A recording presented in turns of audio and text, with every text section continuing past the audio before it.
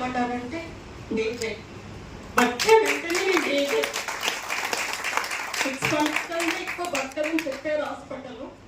నేను ఇప్పుడు 10 months దాటింది. నేను టెస్ట్ చేయించుకున్నా, ఇప్పుడు కరెక్ట్ వచ్చాయండి. నార్మల్ స్టేజ్లో నార్మల్గా ఉన్నాను. నా పేరు సవిత, ముప్పలో ఉంటాను. లంగ్స్ స్ప్రెడ్ అయింది.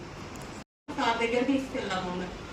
తీసుకెళ్తే ఇంకా ఆ రోజు ఏ రోజైతే తెలిసిందో ఆ రోజు నుంచే నేను మెడిసిన్ వాడడం స్టార్ట్ చేశాను. ఇంకా నేను 3 monthsలో నాకు 50% తగ్గింది అని చెప్పారు డాక్టర్. అసలు ఏమైనా రిపోర్ట్స్ అని చెప్పేసి అన్నారు వాళ్ళు. ఇది బతకదన్న ఆమెని 3 monthsలో ఈ రిపోర్ట్లు ఏంది ఇట్లా వచ్చినాయి అని వాళ్ళే పర్సన్. ఇంకా మళ్ళీ గోల్డెన్ ఎలెక్టర్, rich berry, super rich berry, అష్టప్రక్ష ఒకటి, లైవ్ డైరెక్ట్ ఒకటి, తులసి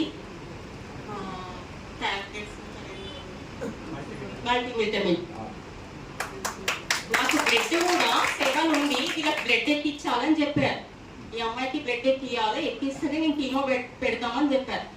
ఇంకా వాళ్ళు చెప్పినాక 1 weekలో నేను HP ప్లస్ 1 day వాడాను. వాడినాక 8.7 వచ్చిందా.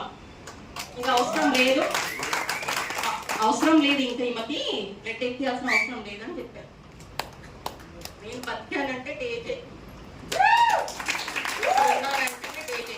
నా పిల్లలు ఇంకా మ్యారేజెస్ కాలేదు, చిన్న పిల్లలు అంటే 23-25 years పిల్లలు. అసలు నేను పిల్లల్ని అనాథ చేసి వెళ్ళిపోతాను అనుకున్నాను. దేవుడి లాగా నాకు డేజే దొరికింది.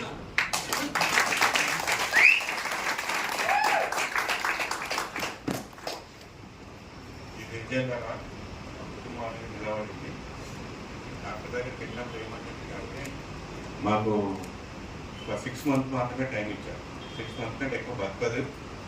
డాక్టర్ ఏం చెప్పాడంటే ఇల్లు అమ్ముకోకు, భూమి అమ్ముకోకు, ఆస్తి అమ్ముకోకు, నువ్వు 1 కోటి రూపాయలు పెట్టినా 2 కోట్లు పెట్టినా డబ్బులు పోతాయి, మనిషి పోతుంది, మీరు మాత్రం పెట్టకండి అని చెప్పారు.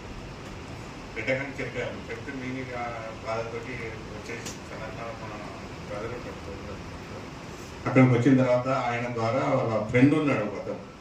ఆ ఫ్రెండ్ ద్వారా ఈ కాదర్ సార్ పరిచయం చేశారు. పరిచయం చేసిన